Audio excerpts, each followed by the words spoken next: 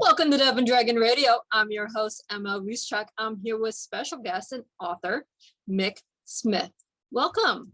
Well, thank you for having me. I appreciate the opportunity to come on and say hello. This is going to be fun. So you have a book called Burning America. Now, what is this about?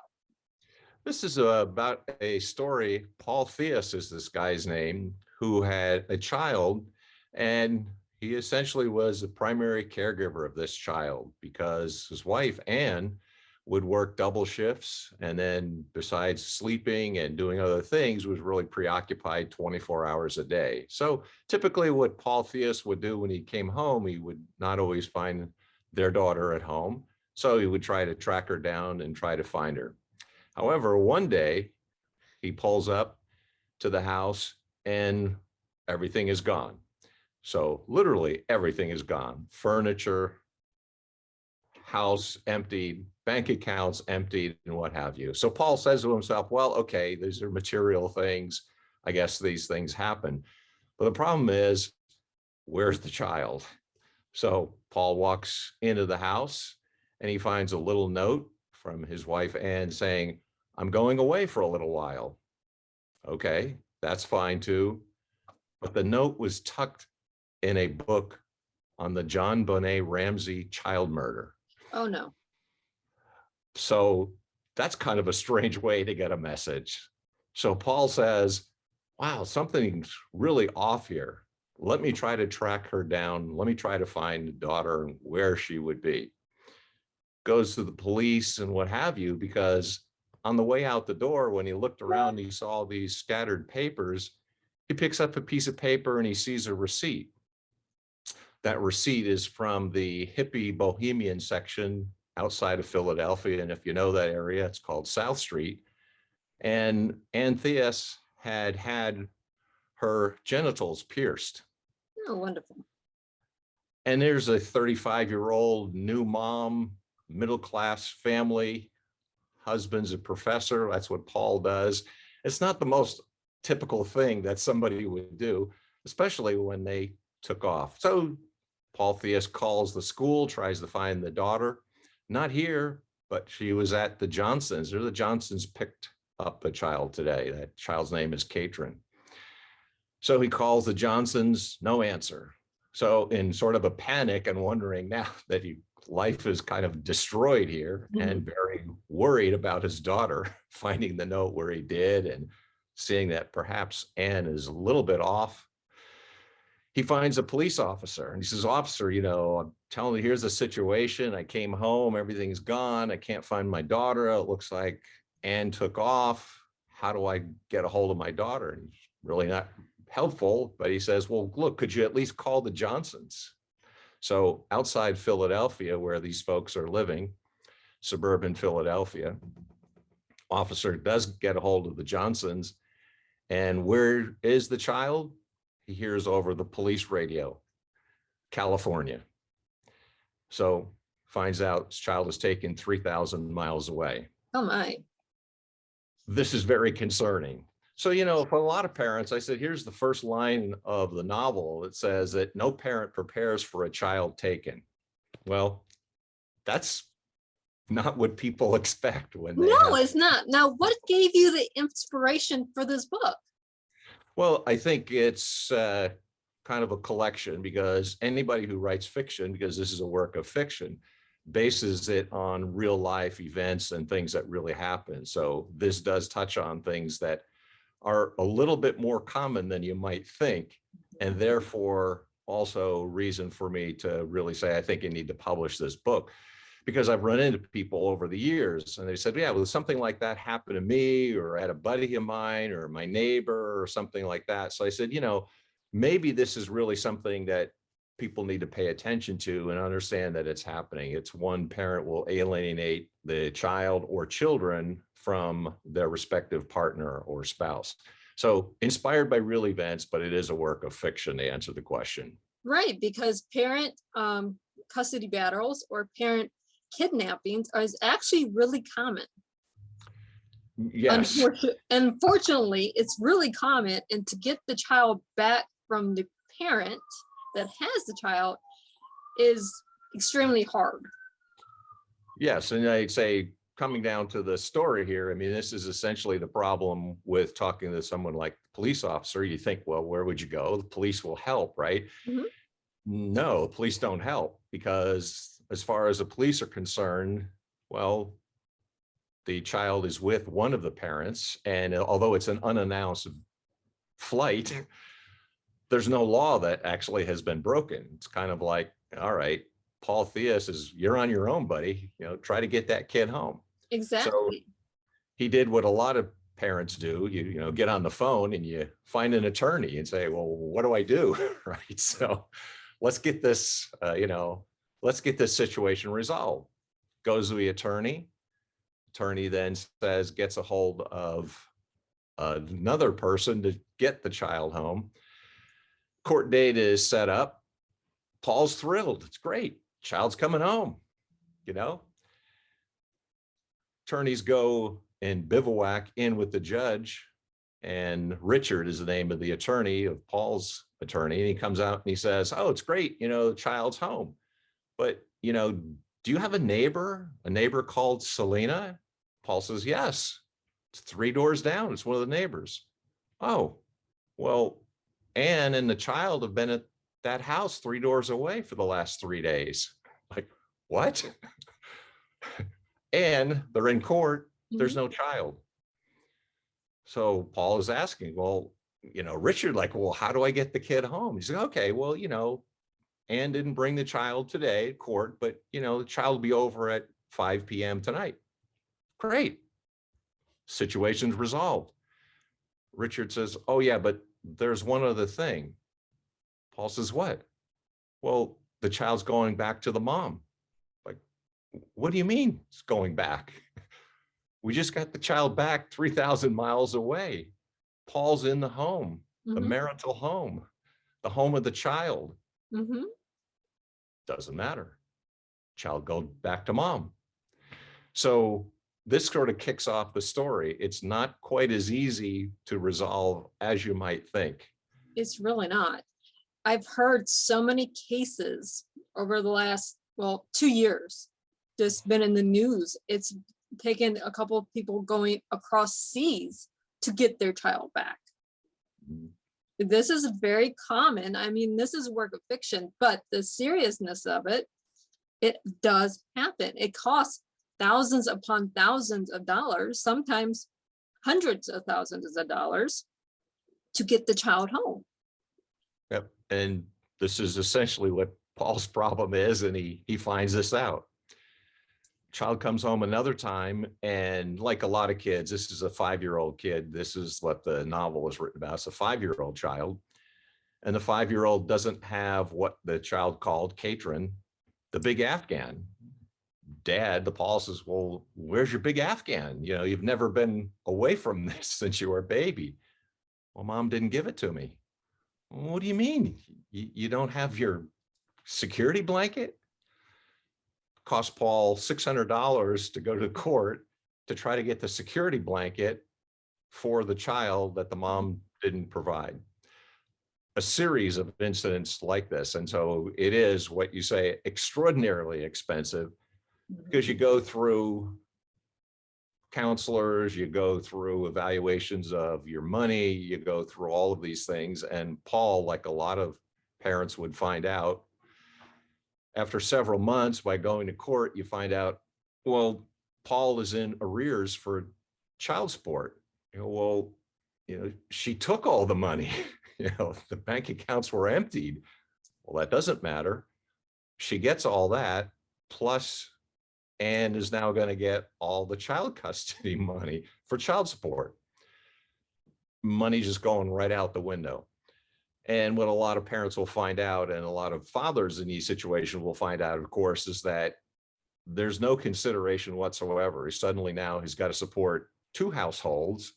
It's not like he goes to his employer and says, okay, I need to now support another household. It's not like he's going to get higher wages as a result or anything. No, your income was just halved because now you have to support two households in two different places. Right. And then you have a whole other situation. If you get a second job, now you have additional income. So now they want to raise whatever the sport is that you're supposed to be paying.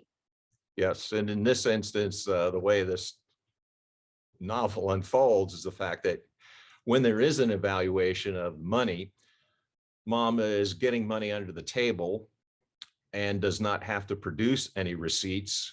And the judge rules, well, someday down the road, she will be able to get all the receipts. And Paul, by this time, had been a professor. He's now working for an internet startup, because the story is written, it's like mid to late 90s where the internet is just getting going. But because you can show that his earning capacity is much higher, then he's going to be assessed at a much higher rate. And so he's paying a lot more.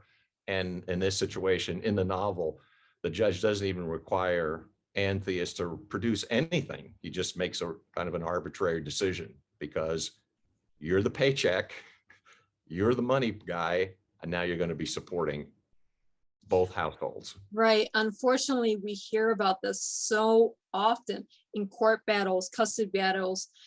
It doesn't matter if you're lower income or upper high class citizen or whatever, regardless of how this is playing out. And this is work of fiction, but at the same time, there's so much truth in it that the guy's the paycheck, mom doesn't have to do anything, and mom's going to get the child and paycheck and whatever money she's getting from wherever mom's getting it from.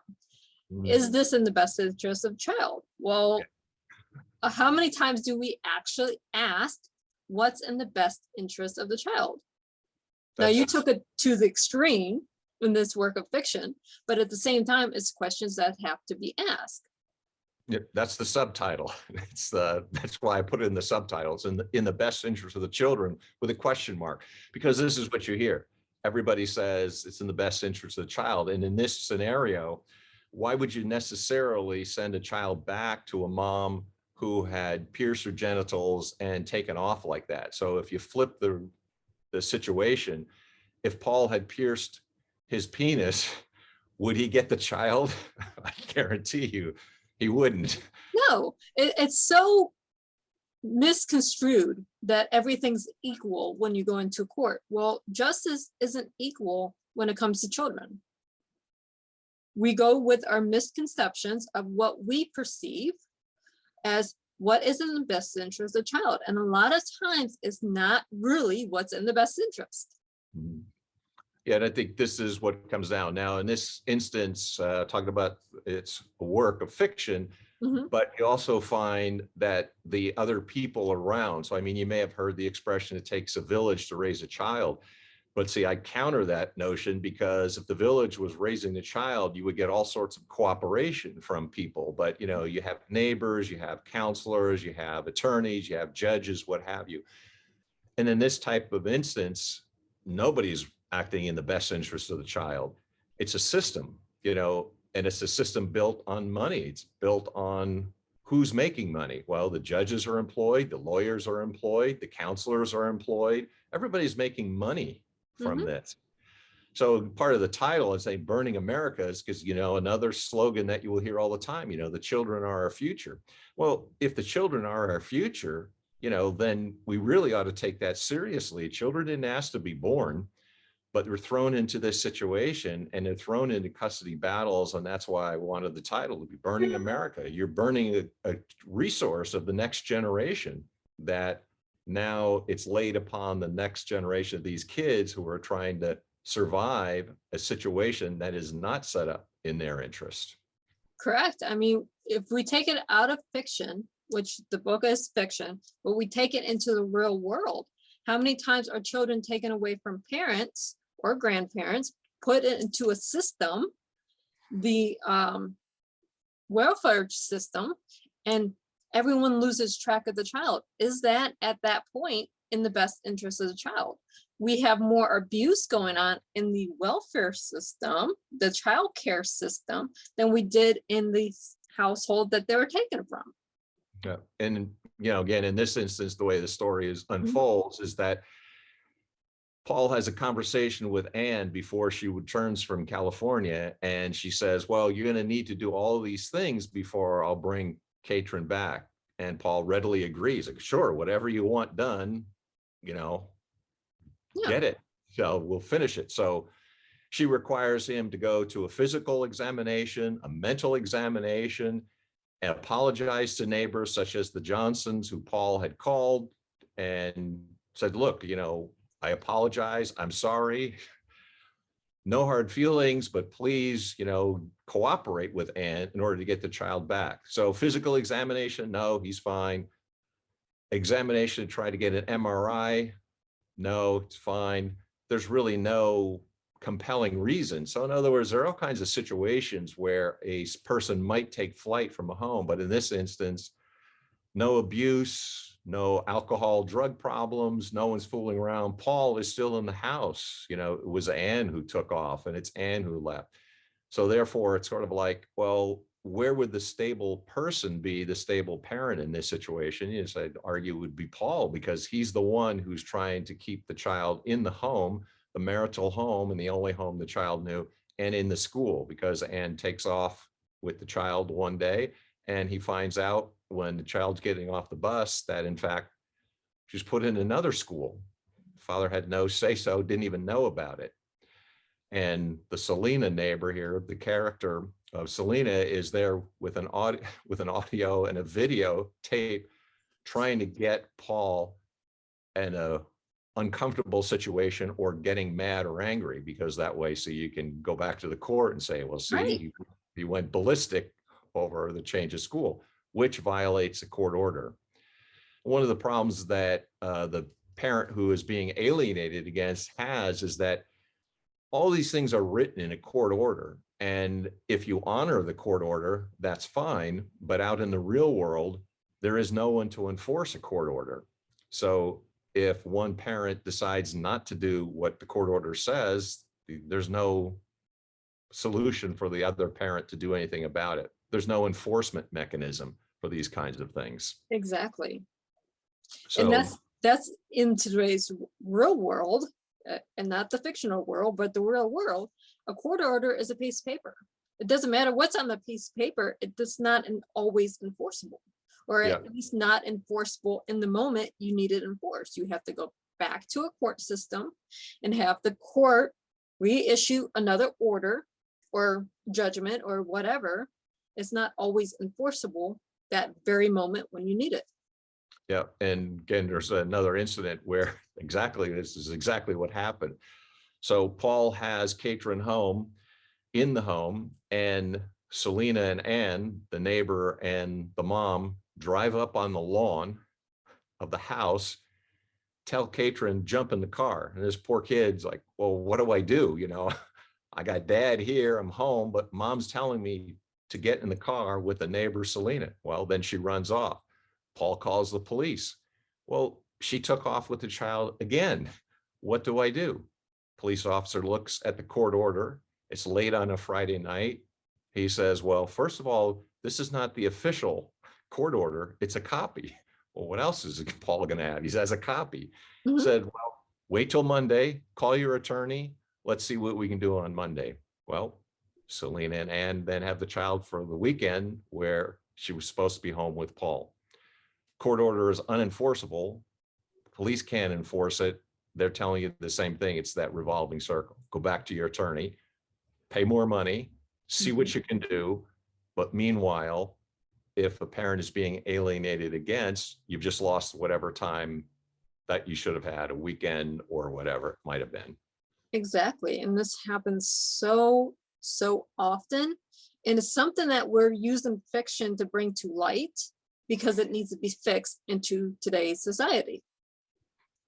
Yep, that's what I was saying. And, you know, some of the things that you would see on the cover, for example, I sent the cover, you can see it's a child's drawing.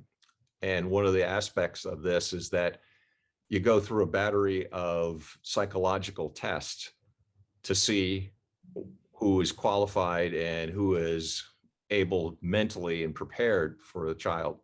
So in this case, Paul has the child, mom's there, psychiatrist is there. and they're examining each one of them, interviewing them separately and together. Psychiatrist takes Katrin, the child, into session with him. And since this is a small child, this is really over a 3-year period, but a 5 or 6-year-old, he says to the child, draw a picture of your family. So the small child does draw a picture of her family. What does she draw? She draws mom to the right side of the picture, dad holding Katrin as a baby, just as I suggested earlier. He was the primary caregiver.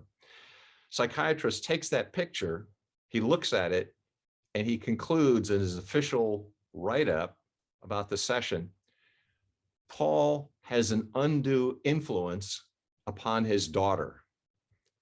Something is wrong with Paul. You're like, well, a child just drew a picture. A child is very innocent and very honest. She just drew a picture of her family like you asked. However, even that is then used as evidence against Paul, as if he has an undue influence on her. It literally makes no sense whatsoever. No, If it really doesn't. But at the same time, we hope that everything works out for the best interest of the child in the end. That said, are you writing a second book? Well, I think, one of the things that I thought about is to try to write something that was a first person point of view, because then a reader would be reading it from Paul's point of view, and a child would be too small to write something like that. So perspective might be somewhere else or someone else to supplement that. So in terms of other writings, I also have a background in academic work. So I mean, academically, these things could be done, but then it would be another academic venue and not necessarily fiction. But I think the fiction idea is something that would get people involved in the first place, because you take an interest in the story and you wouldn't necessarily read from an academic source. So it does seem like there's another follow-up here, and to kind of bring out the facts and the statistics of how common this is, how often this is, what happens in the similar situations in order to address the issue and to change it. Or as some have argued too, it's like, well, going before state legislatures too, get involved in the politics of this too, because clearly this is a system that is set up in the so-called justice system that's part and parcel of how things are done. But perhaps legislation too is a way to go if people would get motivated after having read the novel. Very true. We need more people to speak up in our legislative branch, and I can't say the word properly, but in the judicial system, speak up. Well, let's get the laws to actually be in the best interest of our children so they have a better life than what we did 30 years ago. Yeah. And if you were thinking about historically too, because here's what's interesting, in the 19th century, what had happened was men always got custody, always. So you go, well, what's the thinking there? Well, in the 19th century, the thinking was a man is working, or a man can support a family, even if he's a farmer. So he had all the skills. Well, then say in the 1970s, where you have women going more in the workforce and divorce rate raises up higher, just the opposite occurred. Then it's women who get custody, or mothers who get custody, and it pushes out the father. So in contested custody cases, women or mothers win custody 92% of the time. That's the statistic. So you ask yourself, well, what does that mean? Only 8% of these guys are qualified? Only 8% of the fathers? No, I mean, you would expect closer to 50-50, right? But it's not even close. So in a contested situation, mother is always going to get the child. And that seems to be addressed because there are all kinds of really great fathers out there, and a lot of fathers simply want to be with their kids or be around them. And in this case too, as part of the novel story, so Paul has the first attorney who I mentioned, Richard. Richard doesn't work out. Richard can't do anything. So Paul's thinking to himself, oh, I'm going to use better strategy here. So who does he hire as his second attorney? He hires a feminist attorney, with the idea here is that he will get the same type of service that any mother or woman would get. Doesn't work out that way. Turns out even the best feminist attorney in this situation is set in the Philadelphia suburbs, well-known Philadelphia area attorney. She couldn't do anything. That's how bad the system is, even though you had a really good candidate here for being able to get the child returned home. Very true. And this is across the US. This is how bad the system really is. But at the same time, you're using fiction to tell what's wrong with society.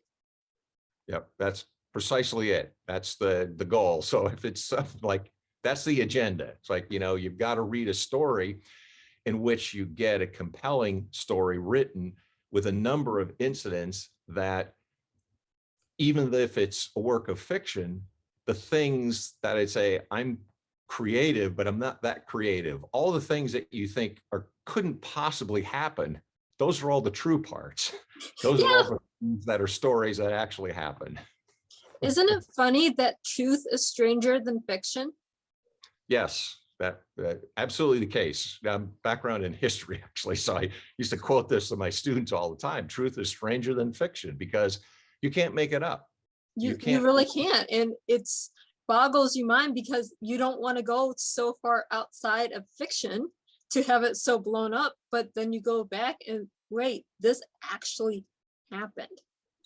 Yeah, it's there's a great episode on Seinfeld. If you ever seen Seinfeld and enjoy it as much as I do, it's the episode, it's called Bizarro World, where there's the exact opposite of all the characters in the Seinfeld episode. Exactly. It's Bizarro World. It's just the opposite of what you would think are normal procedures or things that might work or might work well. It's just the opposite. It's bizarre. And you're in this bizarre world. But we are almost out of time. So where can our listeners and our viewers find you and your book? Sure, yeah. So I've got a site that came up, and since you were kind enough to invite me on the show today, I actually have the final cover now posted, and you can see the final cover because we're going to print next week, we're going to format it. So burning-america.com is a website, burning-america.com. You can also go to Instagram, Burning America, and you'll see updates there as well. And feel free to contact me directly. It's Mick, as in Jagger, except he makes more money. Mick.Smith at WSIworld.com. Mick.Smith at WSIworld.com. Awesome. Thank you so much for being on the show today. I appreciate the opportunity and love chatting with you. Thank you so much. And for our viewers and our listeners, happy reading.